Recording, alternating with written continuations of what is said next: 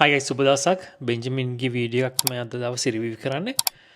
ඊට කලින් අපි බිට්කොයින් chart එක බැලුවොත් එහෙම බිට්කොයින් වල අපි කලින්ම ඇඳගත්තු ascending parallel channel එක තමයි මේ ascending parallel channel එක break කරගෙන price එක break කරගෙන පහළට ආවා. දැන් මේ ascending parallel channel එකේ පහළ කලින් support එක විදිහට වැඩ කරපු level එකකින් පහළ price එක resistance එක විදිහට තමයි මේ වෙනකොට වැඩ කරන්නේ. කලින් support එක විදිහට වැඩ කරපු range එක.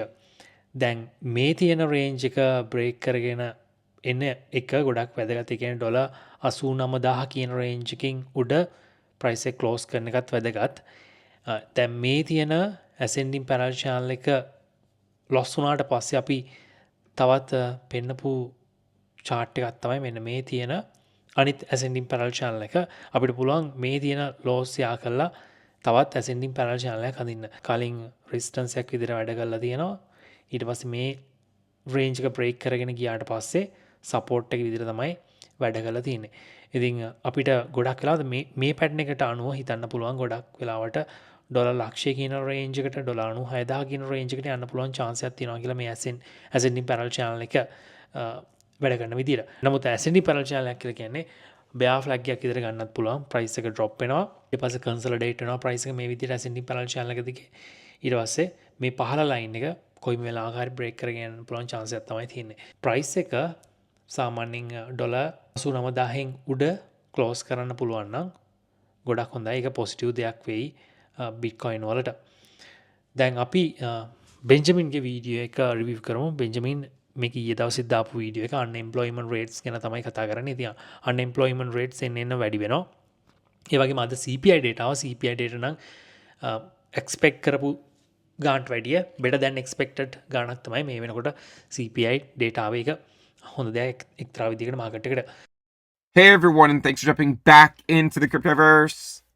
Today, we're going to talk about the most recent labor market report and how the unemployment rate has now risen to 4.6%. If you guys like the content, make sure you subscribe to the channel, give the video a thumbs up, and also check out the sale on Into the Cryptoverse Premium at intothecryptoverse.com. Again, that sale will be ending at the end of the year, so make sure you lock in the lower rate. Now, right now, the unemployment rate is starting to really move up. And if you think about it, last cycle in 2021, Bitcoin topped on a rising inflation rate, right? If you go look at Bitcoin in 2021, we know that it actually topped out as inflation was starting to spike. And we'll just overlay that right here. And so back then, you can see how Bitcoin topped out in November while the inflation rate was trending higher.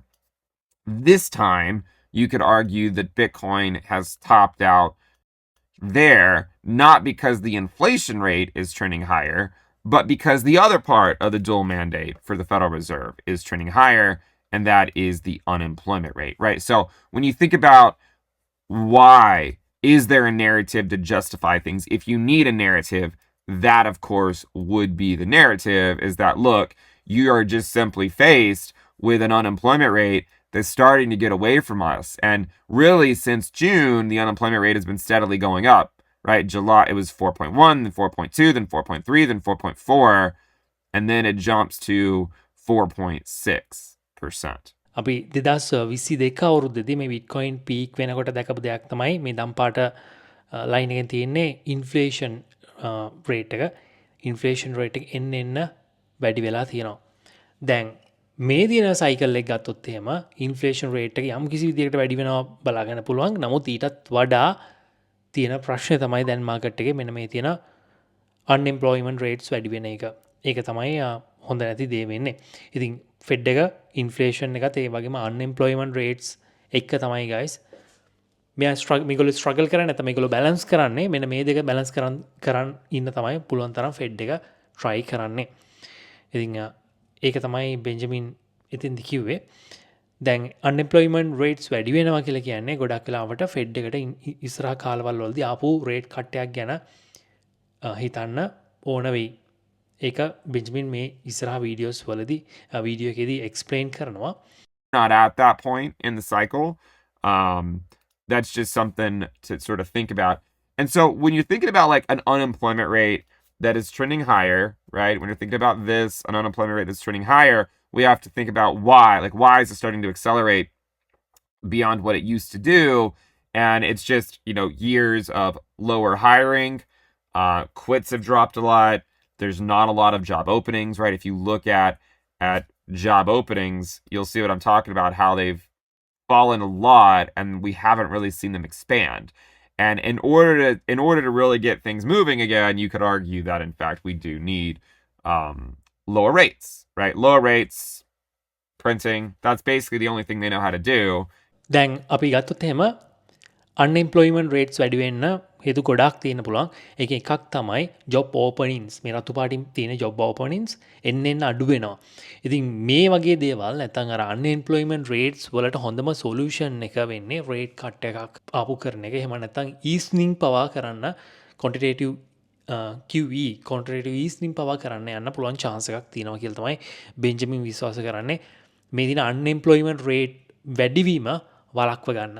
And so that is likely what they will do.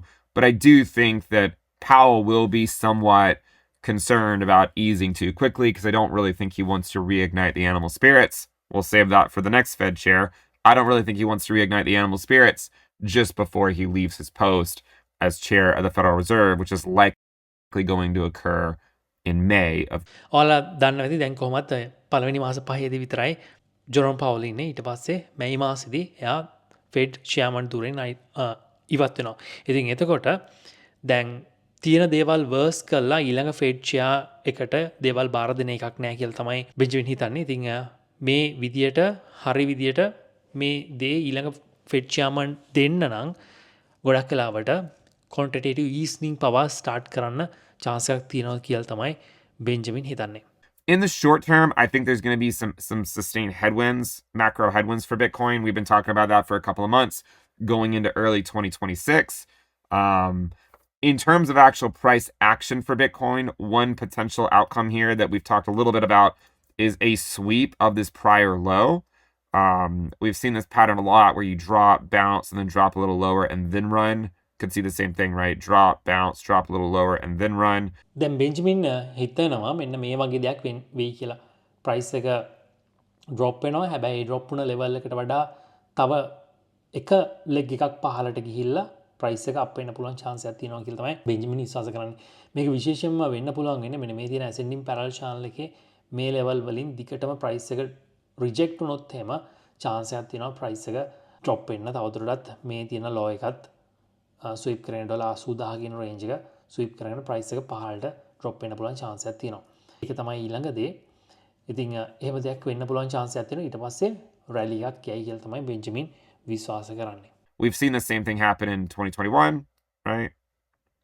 We also saw something happen here in 2022 where we rallied and then a drop and then a larger rally and then a larger drop.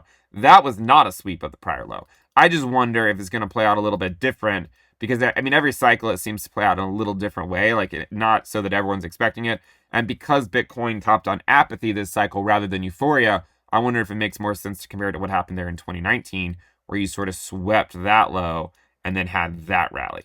So දැන් Benjamin විශ්වාස කරන දෙයක් තමයි ගොඩක් වෙලාවට Bitcoin මෙන්න මේ වගේ දෙයක් කරන්න පුළුවන් chance එකක් තියෙනවා කියලා 2019 අවුරුද්දේදී 2020 අවුරුද්දවලදී ප්‍රයිස් එක මේ විදියට බිහේව් වුණ විදියටම මේ වගේම පරිසරයක තමයි බිට්කොයින් මේ වෙනකොට තියෙන්නේ. ඒකින්ද බිට්කොයින් මේ වගේ දෙයක් කරන්න පුළුවන් chance එකක් තියෙනවා කියලා. මේ තියෙන ලෝ එක ස්විප් කරන්න පහළට යනවා. ඊට පස්සේ තමයි රැලි එක එන්නේ. ඒ කියන්නේ මෙන්න මේ ලෝ එක ගාවටම ප්‍රයිස් එක ගිහිල්ලා අප් වෙන්න පුළුවන් chance එකක් ප්‍රයිස් එක යම්කිසි රිලීෆ් රැලි එකක් යන පුළුවන් chance එකක් තියෙනවා කියලා තමයි බෙන්ජමින් හිතන්නේ. හැබැයි තවත් දෙයක් තියෙනවා. ඒ තමයි දැන් මේ ඊය එක සාමාන්‍යයෙන් ග්‍රීන් කැන්ඩල් එකක් විදිහට ක්ලෝස් වෙන්න ඕන කියලා මතයක් තමයි වැඩිපුර තියෙන්නේ. මොකද බුල් මාකට් එකේදී ග්‍රීන් කැන්ඩල් තුනක් හැදෙනවා. ඊට පස්සේ බෑ මාකට් එකේදී එක රෙඩ් කැන්ඩල් එකක් හැදෙනවා. දැන් මේ අවුරුද්දත් අපිට රෙඩ් කැන්ඩල් එකකින් ක්ලෝස් කරන්න නම් 93500න් උඩ ප්‍රයිස් එක ක්ලෝස් වෙන්න ඕන. ඒක එක දෙයක්. දැන් කලින් අපි දැක්කා ග්‍රීන් කැන්ඩල් 3යි රෙඩ් කැන්ඩල් එකයි ග්‍රීන් කැන්ඩල් 3යි රෙඩ් කැන්ඩල් එකයි ග්‍රීන් කැන්ඩල් 3ක් හරිනම් හැදෙන්න ඕන මේ පැටර්න් එකට අනුව. ඒ කියන්නේ $93500න් උඩ මේ කැන්ල කලෝස් වෙන්න ඕන කියන එක. ඉතින් මේ මාසේ ඒකින්ද පොඩ්ඩක් ක්‍රිටිකල්. ඒ වගේම ජෙරමි සීගල් වගේ අය කියනවා සාමාන්‍යයෙන් අවුරුද්ද අන්තිමේදී ස්ටොක් මාකට් එකේ රැලියක් යයි කියලා. සෙන්ට්‍රල් එක එහෙම නැත්නම් ක්‍රිස්මස් එකේ ඉඳන් ඊළඟ අවුරුද්දේ මුල වෙනකන් කියන්නේ පළවෙනිදා වෙනකම් වගේ සාමාන්‍යයෙන් රැලියක් යන්න පුළුවන් chance එකක් තියෙනවා කියලා ජෙරමි සීගල් ගිය සතියේ වගේ වීඩියෝ එකකදී කිව්වා. එයා රිවිව් කරා. ඉතින් මේ වගේ දෙයක් එක්ක ස්ටොක් මාකට් එක රන් වෙනකොට සමහරවිට අපිට එක්ස්පෙක්ට් කරන්න පුළුවන් ප්‍රයිස් එක ඩොලර් 93,500 උඩට යන්න පුළුවන් chance එකක් තියෙනවා කියලා. ඉතින් ඒක තවත් මතයක් බෙන්ජමින්ගේ මතයට අමතරව.